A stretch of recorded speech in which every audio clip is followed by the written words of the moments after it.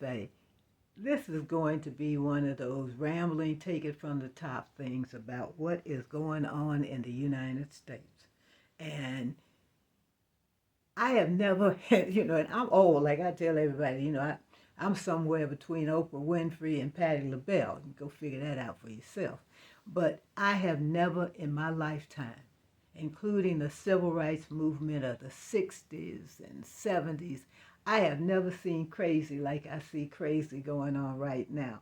And I was telling somebody, they said, oh, we're not seeing a lot of, black people out on the forefront of ICE. And like I said before, we are we are preparing. You see, we're saving our energy because we know that ICE is going to start coming after us. And we're going to be, a lot of people don't believe it, but we're going to eventually, if it continues, be like South Africa under apartheid, where you have to have some kind of documentation or passport to prove that you're a U.S. citizen. I always remind people of two things. First of all, as somebody is starting to say, uh, it's kind of hard for the U.S. to say something about somebody not being a citizen. I was laughing because they told Denmark, they said, just because you landed a ship there 500 years ago doesn't mean you own it. And somebody had to remind them how stupid that sounded, considering that the U.S. had pretty much did the same thing in 1492 when they quote discovered the U.S. But that's just part of it. It is so much going on until you're actually getting lost. You can't keep up with it, and that's all by design. Because while you're being diverted by this, by that, by this, it's like everybody says it's to divert you from the Epstein tapes. Yeah, it is. It's also to divert you from attention to how much money is being spent. Because, see, nobody has explained to me, if you've taken in $2 trillion in tariffs, and the tariffs are supposed to be going to be used to pay down the deficit, then how come the deficit keeps growing? We missed it on Friday. I don't know if everyone else saw it, but on Friday there were two major incidents.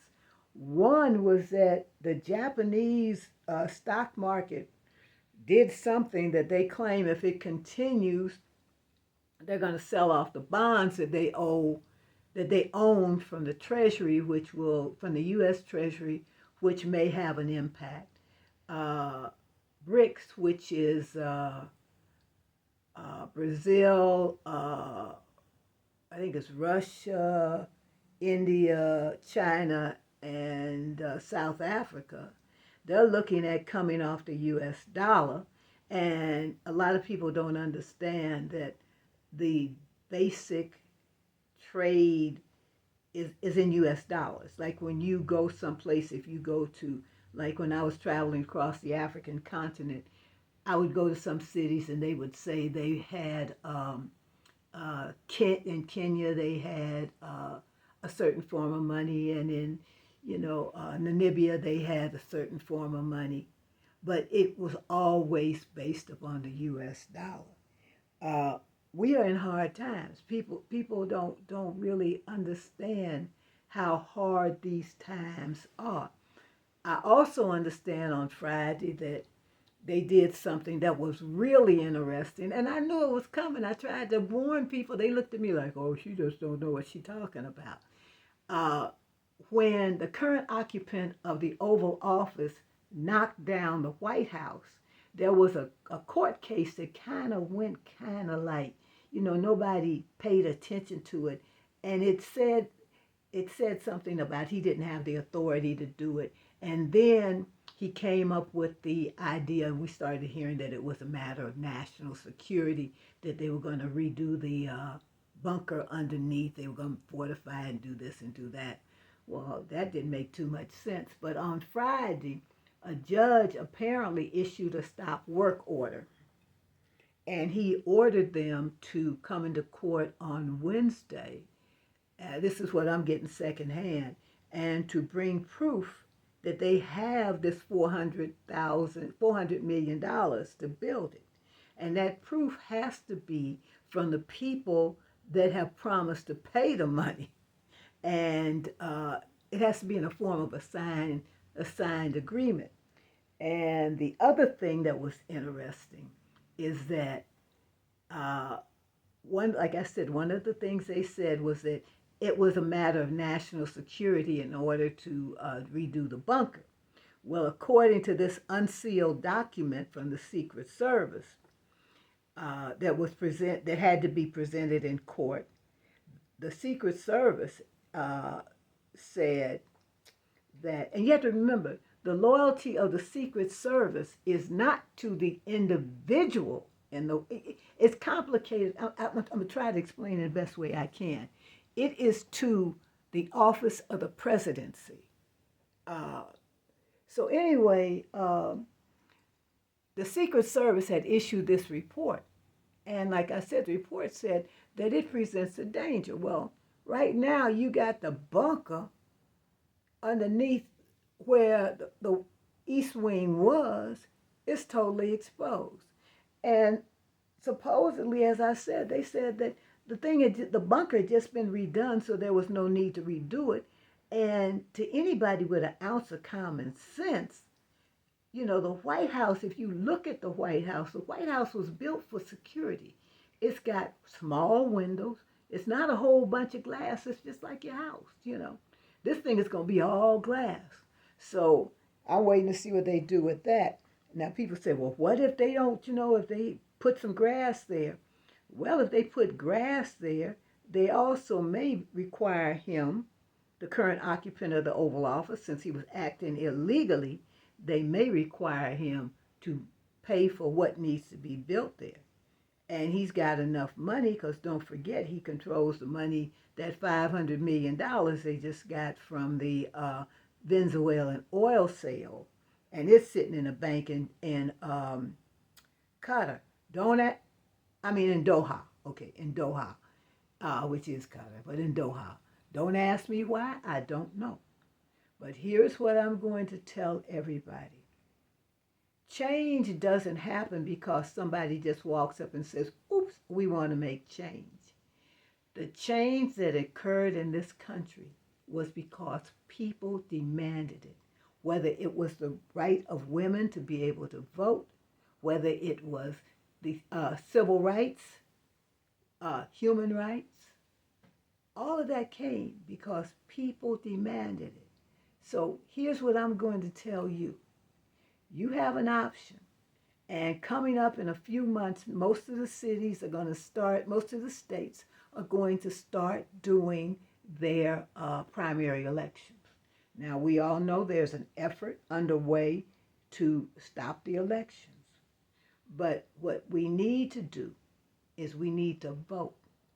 And we need to remember that the current occupant of the Oval Office sits there because people did two things.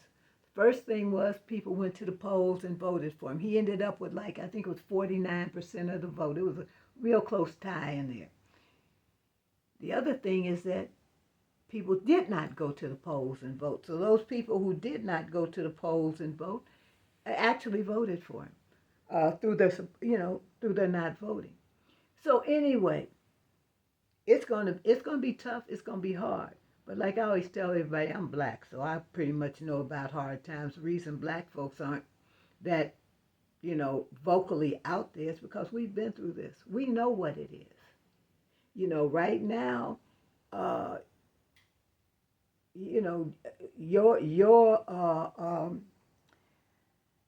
your Renee Good and Alex Petrie are Mark Clark and Fred Hamilton are, we can go, Sandra Bland, we can go through a whole history of people. What they're doing now is what they did to us for decades, centuries in this country. And it's still not over. Like I tell people, I have not felt like I was welcome in this country since I was 10 years old. So, we have got to mobilize. We have got to start selecting people that when we send them to, whether we send them to the City Hall, to the State House, or to the United States Capitol, that they understand they only have one job. And that one job is to work in the best interest of the people that sent them there, the citizens that actually cast the vote, not the corporations that put money in their pocket, but the citizens that cast the vote. So anyway, that's my rant. I'll probably have something else to say maybe Wednesday. Today is Monday. And pretty much the reason I was able to do so many videos today was because I'm in the metro Atlanta area. And I'll tell you one thing, the biggest four-letter word in the state of Georgia is snow, followed by that three-letter word ice. It doesn't matter if it's a half an inch of snow and an eighth of an inch of ice. Everything shuts down and people buy up all the toilet paper and tuna fish and bread. So anyway, I will be back. And you guys remember, as we always said in the 60s, power to the people. And if you want to get a little bit of encouragement, I like to tell people there is Marvin Gaye's album, What's Going On, that is 55 years old this year.